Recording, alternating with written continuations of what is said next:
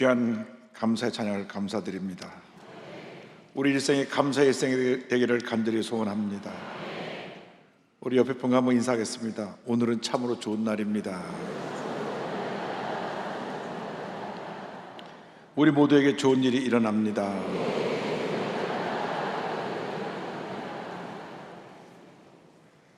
오늘 전 여러분과 함께 야고보서 1장 2절로 4절을 본문으로 하여서 모든 일에 감사하라, 이 같은 제목으로 함께 말씀의 은혜를 나누기 원합니다. 제목을 한번 크게 따라해 주시기 바랍니다. 모든 일에 감사하라. 모든 일에 감사하라. 우리는 보통 사람이 아닙니다. 하나님이 특별히 택하여 세우신 하나님의 복받은 자녀입니다. 하나님은 우리 한 사람 한 사람 특별한 계획을 갖고 계십니다. 우리 그리스도인의 삶에 우연이란 없습니다. 사랑의 하나님께서 우리 한 사람 한 사람에게 특별한 계획을 갖고 계시고 하나님이 예정하신 그 길로 우리를 이끌어 가시는 것입니다. 우리는 만세전에 하나님께서 예정하신 대로 택함을 받고 구원받아 하나님의 자녀가 되었습니다. 여러분이 오늘 여전히 와 있는 것이 우연히 와 있는 것이 아니라 만세전에 예정된 하나님의 뜻에 따라서 택함 받고 구원받아 이 자리에 와서 주님 앞에 예배를 드리고 있는 것입니다. 에베소 1장 3절 4절은 분명하게 설명하고 있습니다. 찬송하리로다. 하나님 곧 우리 주 예수 그리스도의 아버지께서 그리스도 안에서 하늘에 속한 모든 신령한 복을 우리에게 주시되 곧 창세전에 그리스도 안에서 우리를 택하사 우리로 사랑 안에서 그 앞에서 거룩하고 흠이 없게 하시려고. 하나님이 창세전에 우리가 태어나기 전에 우리를 구원하시기로 예정하시고 우리를 택하신 것입니다. 우리가 예수 믿고 구원받은 다음 우리는 날마다 말씀을 통하여 영적으로 성숙해져 가야 합니다. 나가서 성령 충만을 받아 권능받고 복음의 증인된 사명을 감당해야 되는 것입니다. 사도행전 전체 요절의 1장 8절은 말씀합니다. 오직 성령이 너에게 임하시면 너희가 권능을 받고 예루살렘과 온 유대와 사마리아와 땅 끝까지 이르러 내 증인이 되리라 하시니라. 성령이 임하시면 우리가 권능을 받고 복음의 증인된 삶을 살아가게 되는 것입니다. 내가 어디서 무엇을 하든지 우리를 통하여 하나님의 영광이 나타나게 되고 많은 사람들이 주님 앞에 나오게 되고 주님께 영광을 돌리게 되는 것입니다. 그런데 우리가 일생을 살아가다 보면 크고 작은 고난을 당하게 됩니다. 한평생 한 번도 병에 앓지 않고 자라난 사람이 없습니다. 병을 알아가면서 건강해지는 것처럼 우리가 고난을 당하지만 고난을 통하여 우리에게 은혜와 하나님의 놀라운 복이 임하게 되는 것입니다. 야고보 사도는 고난 중에 온전히 기뻐하라고 우리에게 권면합니다. 우리가 어떻게 고난을 대해야 되겠습니까? 고난을 대하는 자세에 대해서 야고보서 1장 2절은 말씀합니다. 내 형제들아, 너희가 여러 가지 시험을 당하거든 온전히 기쁘게 여기라.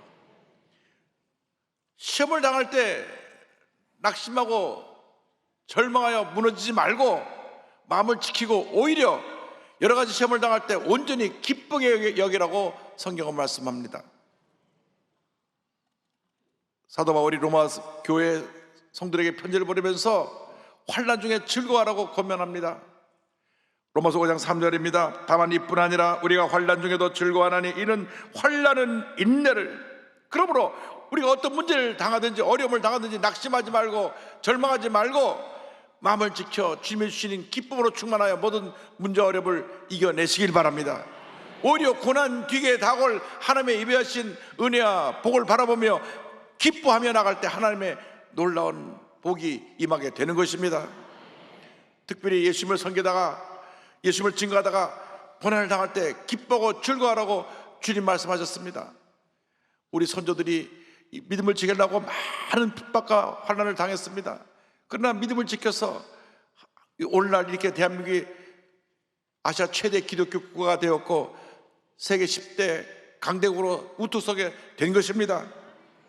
예수님 말씀하셨습니다. 마태복음 5장 11절 12절입니다. 나로 말미암아 너희를 욕하고 박해하고 거짓으로 너희를 거슬려 모든 악한 말을 할 때에는 너에게 복이 있나니 기뻐하고 즐거워하라. 하늘에서 너희의 상이 큼이라. 너희 전에 있던 선지자들도 이같이 박해하였느니라. 잠잠한 어려움을 당하지만 우리가 우리의 믿음의 자세를 지키고 원망불평하지 아니하고 기뻐하고 감사하면 하나님께서 우리 삶 가운데 더 큰 은혜와 복을 넘치게 부어 주시는 것입니다. 고난을 통과하고 참고 견디면 큰 기쁨이 우리 모두에게 임하게 됩니다. 베드로전서 1장 6절입니다. 그러므로 너희가 이제 여러 가지 시험으로 말미암아 잠깐 근심하게 되지 않을 수 없으나 오히려 크게 기뻐하는도다. 고난은 우리를 축복으로 이끌어가는 하나의 축복의 과정이고 도구인 것입니다. 고난 앞에서 우리가 낙심하고 무너지는 것이 아니라 그때 주님의 감사하고 엎드려 기도하고 믿음으로 나아갈 때 고난이 변하여 우리에게 놀라운 유익을 갖다 주고 놀라운 은혜를 갖다 주는 것입니다. 고난은 우리에게 결코 해를 입히고 우리를 무너뜨리는 모습이 아니라 우리에게 긍정적으로 유익을 갖다 줍니다. 야고보서 1장 3절을 말씀합니다. 이는 너희의 믿음의 시련이 인내를 만들어내는 줄 너희가 알미라. 우리가 모든 어려움을 참고 견딜 수 있는 그 인내가 고난을 통해서 우리에게 선물로 주어지게 되는 것입니다. 고난을 통해서 무엇보다도 먼저 우리의 믿음의 성장을 이루게 됩니다. 우리의 신앙이 정같이 변화되는 것입니다. 고난을 통하여 성숙한 인격으로 변화되는 것입니다. 욥기 23장 10절에 이와 같이 고백합니다. 그러나 내가 가는 길을 그가 아시나니 그가 나를 단련하신 후에는 내가 순금같이 되어 나오리라. 요즘 금값이 많이 올랐는데요,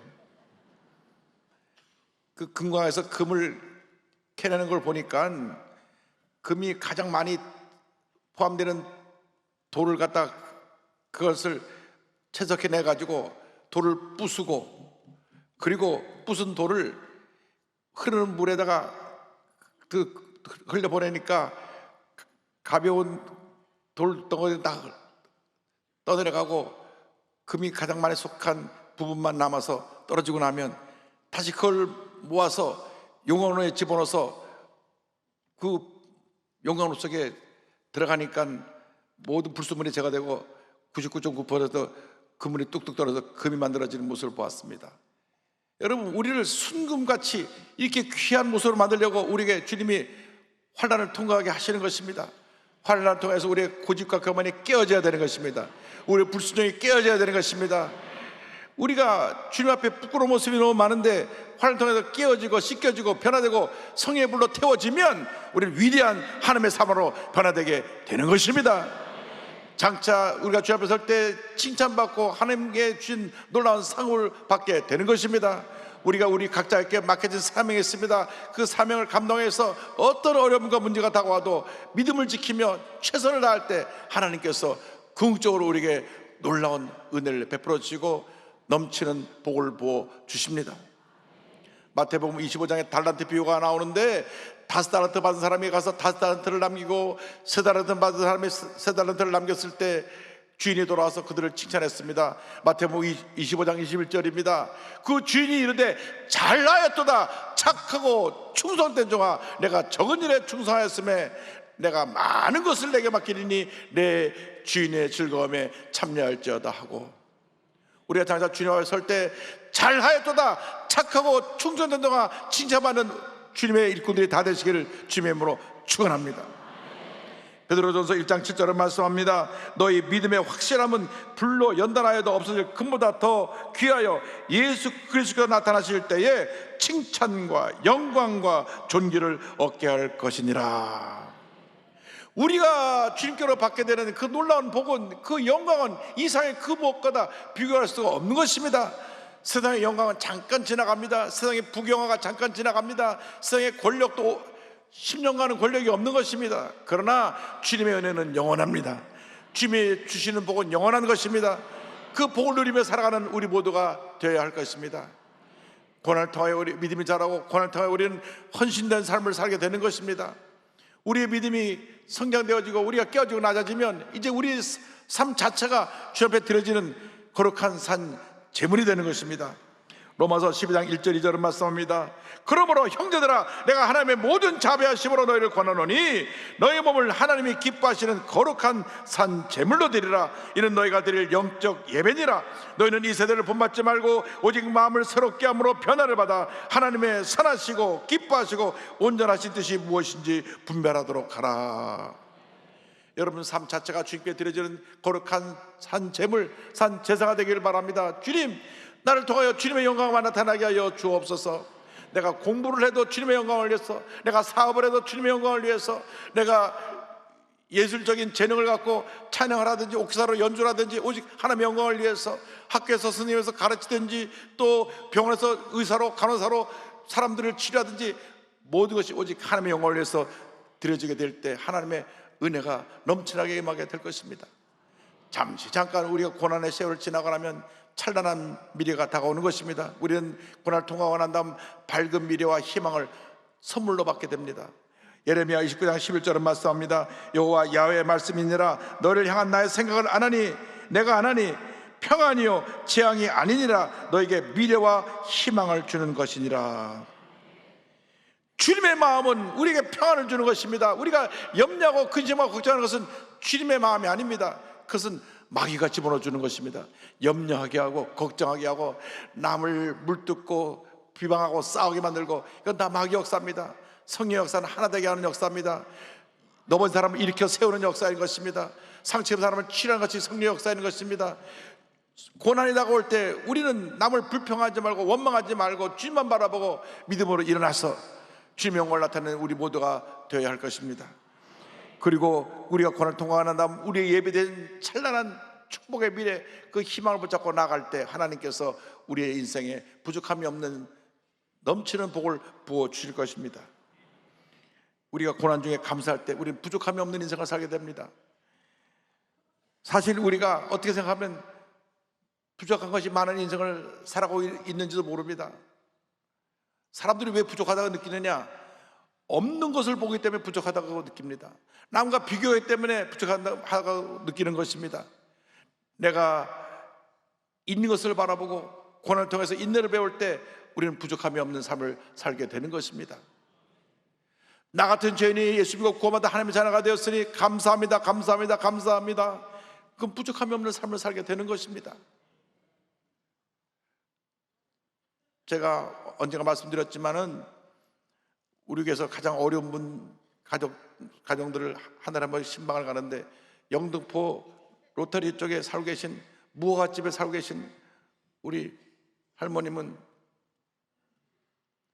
남의 집 벽 안에 이렇게 담을 쳐놓고 거기서 한 2평짜리 집에 살고 계신데,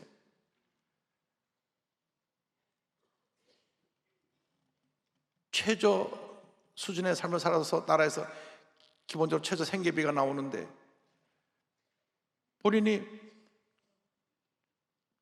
주일날 드릴 헌금이 없으니까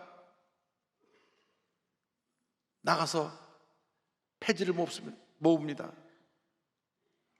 그래서 폐지를 모으는데 제가 여쭤봤습니다. 하루에 폐지를 많이 모으면 얼마를 가서 받을 수 있습니까? 구루마로 가득 실어 갖다 주면 하루에 5,000원을 번대요. 어때는 한 3,000원도 벌고. 그래서 그럼 한 달에 얼마나 수입이 됩니까? 한 달에 한 10만 원 법니다. 10만 원 버는 목적이 다른 게 아닙니다. 주일날 교회 와서 헌금하려고 제가 나가서 휴지를 줍습니다. 제가 예배를 드리면서 눈물이 났습니다.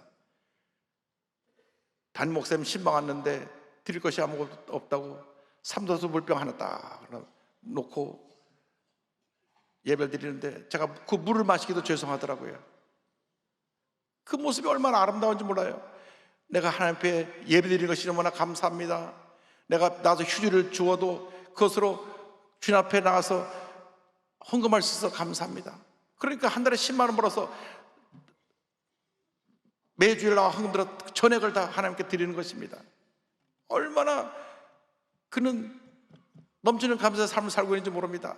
다른 사람과 비교하면 집도 없고 집에 샤워할 수 있는 샤워실도 없고 화장실도 없고 없는 건 투성인데 그런 감사예요. 내게 건강을 주셔서 나가서 휴지를 줄 수 있는 그 은혜에 감사합니다.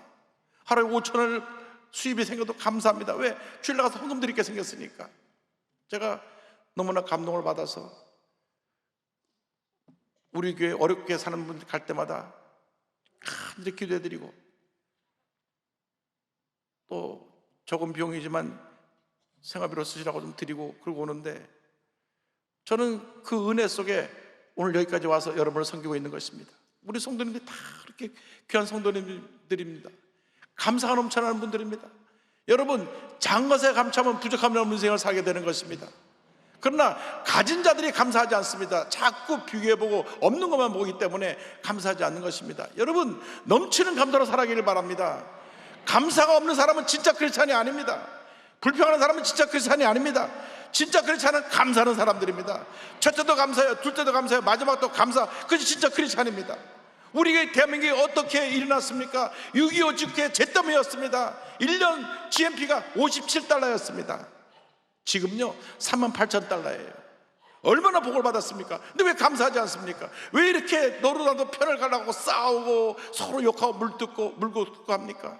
우리 회개해야 됩니다. 우리 그리스도인들이 하나 되어야 되는 것입니다. 주여, 우리 대한민국 하나 되게 하여 주옵소서. 대한민국 하나 되게 하여 주옵소서. 우리가 감사로 하나 될 때 위대한 대한민국으로 다시 거듭나게 될 것입니다. 이스라엘 역사 가운데 가장 존경받는 다윗 왕은 일생의 고난의 일생이었습니다. 골리앗 장수를 무너뜨리고 난 다음 당시 왕인 사울왕의 미움을 받아서 10여 년 동안 그는 도망자의 신세로 살아야 됐습니다. 한때는 3,000명의 군사를 풀어서 다윗을 죽이려고 했습니다. 그래서 이곳저곳 떠돌아다니면서 산에서 들여서 새우잠을 자면서 도망을 다녀야 됐습니다. 왕이 되고 난 다음도 크고 많은 전쟁을 치러야 됐습니다. 그가 우리아의 아내를 취해서 아이를 낳은 다음 하나님이 치셔서 그 아이가 죽었습니다. 아이의 죽음 앞에 그는 마음이 무너졌을 것입니다. 그의 말년에는 그의 아들이 반역했어요. 압살롬이라고 하는 이 아들이 반역을 해가지고 아들을 피해서 모든 거 다 내려놓고 피난을 가야만 했습니다. 사람들이 조롱했습니다. 그 절망의 시간을 보내고 난 다음 그가 그 인생을 마무리하면서 뒤를 돌아보면서 지은 시편이 시편 23편입니다. 이것은 넘치는 감사가 없이 드릴 수 없는 고백입니다. 그렇게 많은 고난을 치렀는데도 그는 이렇게 고백합니다. 여호와 야훼는 나의 목자시니 내게 부족함이 없으리로다. 주님이 나의 목자가 되기 때문에 나는 부족함이 없습니다. 우리 1절부터 시편 23편을 우리 다 같이 한번 믿음으로 다윗의 마음을 갖고 한번 고백을 하겠습니다. 여호와는 야훼는 나의 목자시니 내게 부족함이 없으리로다. 그가 나를 푸른 풀밭에 누이시며 쉴 만한 물가로 인도하시는도다. 내 영혼을 소생시키시고 자기 이름을 위하여 의의 길로 인도하시는도다. 내가 사망의 음침한 골짜기로 다닐지라도 해를 두려워하지 않을 것은 주께서 나와 함께 하심이라. 주의 지팡이와 막대기가 나를 안위하시나이다. 주께서 내 원수의 목전에서 내게 상을 차려주시고 기름을 내 머리에 부으셨으니 내 단이 넘치나이다. 내 평생의 선하심과 인자하심이 반드시 나를 따르리니 내가 야훼의 집에 영원히 살리로다. 할렐루야. 날마다 믿음으로 고백하시기 바랍니다. 주님이 나의 목자가 되셔서 내게 부족함이 없습니다. 주님이 나의 목자가 되시기 때문에 나는 만족합니다. 주님만이 나의 전부가 되십니다. 어린 시절에 상처 있는 사람들은 평생 그 트라우마를 갖고 삽니다. 오늘 제가 간증할 이 분도 그런 큰 마음에 상처를 남기는 경험을 한 분입니다. 캐나다 온타리오에서 농장에서 7남매를 키우며 살아가고 있는 앤 보스캠프라고 하는 분인데 6살 때 온 가족이 보는 앞에서 여동생이 트럭에 깔려 즉사하고 말았습니다. 너무나 큰 충격으로 마음에 깊은 상처가 생겼고 어머니는 정신적인 충격으로 병원을 왔다 갔다 하다가 결국은 부부가 이혼을 합니다. 집안은 완전히 무너지고 어린 소녀 애는 정서적 불안과 고립 속에 자라났습니다. 학교에서는 왕따를 당하고 교회 와서도 마음을 나눌 친구가 없었습니다. 내면의 고통이 점점 깊어져 갔고 차라리 태어나지 않았더라면 늘 그는 뭐를 했습니다. 그래서 자살하려고 유리조각으로 팔을 긋기도 하고, 그러면서 그는 동생의 죽음에 트라우마에 갇혀 살았습니다. 오랜 생활 동안 그녀는 하나님은 왜 이런 일을 허락하시는가 라는 질문을 품고 살았습니다. 하나님의 살아계시다면 왜 내 동생이 그렇게 죽게 내버려 두셨는가? 세상이 너무나 아프게 느껴졌고 하나님은 멀리 계신 것 같았습니다. 머리로는 하나님을 믿는데 마음은 여전히 불안과 두려움, 그리고 마음의 그 트라우마에 시들리고 있었습니다. 그러던 어느 날 예수를 잘 믿는 친구가 쪽지 하나를 건네줬습니다. 감사해봐라. Try giving thanks. 감사를 좀 시도해봐라. 그것이 그녀의 운명을 바꿔놓았습니다. 지금 내 동생이 죽고 나는 이렇게 트라우마에 갇혀서 이렇게 고통스러운데 뭘 감사할 수 있는가? 감사를 시도해봐. 감사해봐. 그래서 기도하면서 감사할 걸 찾기 시작했습니다. 아침에 일어나 눈을 떠서 감사했습니다. 하나님 새날을 주신 것을 감사합니다. 아침밥을 먹으면서 이 세상에 굶어서 죽어가는 많은 사람인데 아침밥을 먹게 해준 걸 감사합니다. 감사합니다. 감사합니다. 감사합니다. 감사합니다. 그래서 감사의 목록을 일기를 적어나가기 시작했습니다. 감사의 목록이 100개가 되고 500개가 되고 1000개가 넘어서서 그걸 한 권의 책으로 엮어서 만든 것이 바로 1000개의 선물입니다. 이 책을 읽어서 많은 사람이 큰 감동을 받았습니다. 이 책에서 애는 감사는 단순한 감정이 아니라 하나님의 임재를 체험하는 통로라고 고백을 합니다. 감사할 때 주님이 나와 함께 하신다는 것을 깨달을 수 있었기 때문입니다. 여러분, 감사할 때 하나님의 은혜가 임합니다. 힘들고 어려울 때 감사하면 주님이 함께해서 내가 너를 사랑한다, 우리를 꼭 안아주시는 것입니다. 그러므로 이 감사는 고통을 부정하거나 있는 수단이 아니라 오히려 고통 속에서도 하나님을 바라보고 하나님의 임재를 체험하는 영적인 훈련 과정이라는 것을 알게 됐습니다. 또 성경을 읽고 성경의 여러 깊은 의미를 살피다 보니까 이 감사하다는 단어가 유카리스테오 헬라말로 되어 있는데 이 말이 은혜, 카리스에서 온 것이고 은혜는 기쁨, 카이로라는 말에서 온 걸 알게 됐습니다. 결국 감사는 은혜로부터 시작되는 것이고 은혜는 우리 삶 속에 주님 주신 기쁨으로 출발한다. 여러분, 예수를 믿을 때 그 기쁨이 늘 샘솟이 넘쳐나기를 바랍니다. 그 기쁨이 은혜고 그 은혜가 우리의 삶을 감사하게 만드는 것입니다. 그래서 애는 감사의 훈련을 은혜를 보는 눈을 여는 연습이라고 말을 합니다.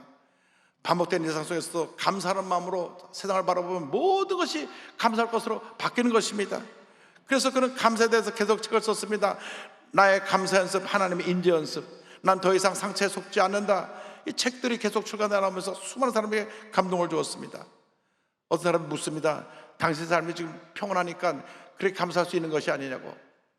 그러나 그의 삶은 그렇지 않습니다. 그녀의 삶은 지금도 농장에서 일을 하면서 7 자녀를 길러야 되는데 7 자녀들이 되게 다 잘 컸습니다. 할렐루야.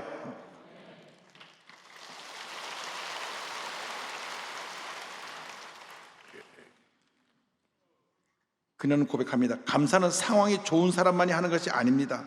감사는 삶이 무너질 때 그 무너진 자리에서도 하나님을 신뢰하기 위한 선택입니다. 감사를 실천할 때 평범한 삶이 거룩한 삶으로 바뀌어지게 되는 것입니다. 우리가 인생이 완벽해서 감사하는 것이 아니라 불행 속에서, 어려움 속에서, 상처 속에서도 감사하면 하나님이 이 모든 순간을 변화시켜줘서 은혜의 순간으로, 시간으로 바꾸어 주시는 것입니다. 그는 이어가지고 고백합니다. 사소해 보이는 것들에 대한 감사, 이 씨앗이 거대한 기적을 키워냅니다. 빈 공간은 반드시 무언가로 채워집니다. 사소해 보이는 것에 감사드릴 때 내 안에 하나님께서 자라날 공간이 생겨납니다. 이것이 나를 가득 채우고 하나님은 세상에 들어오십니다. 감사를 통해 우리는 작아지고 세상은 제자리를 찾게 됩니다. 감사를 말함으로써 하나님과 함께 커집니다. 절망 중에, 고통 중에 주님 앞에 감사하고 또 감사하고 또 감사하고 또 감사하시기 바랍니다. 반드시 여러분 삶 속에 삶 가운데 놀라운 하나님의 은혜와 축복이 넘쳐 임하게 될 것입니다. 문제 가운데 문제를 바라보지 마시고 문제 해결자 주님을 바라보시길 바랍니다. 괴로울 때 주님의 얼굴 보라, 평화의 주님 바라보아라. 세상에서 시달린 친구들아, 위로의 주님 바라보아라. 눈을 들어 주를 보라, 내 모든 염려 주께 맡겨라. 슬플 때에 주 예수 얼굴 보라, 사랑의 주님 안식 주리라. 힘이 없고 내 마음 연약할 능력의 주님 바라보아라. 그의 이름 부르는 모든 자는 힘주시며 늘 지켜주시리. 눈을 들어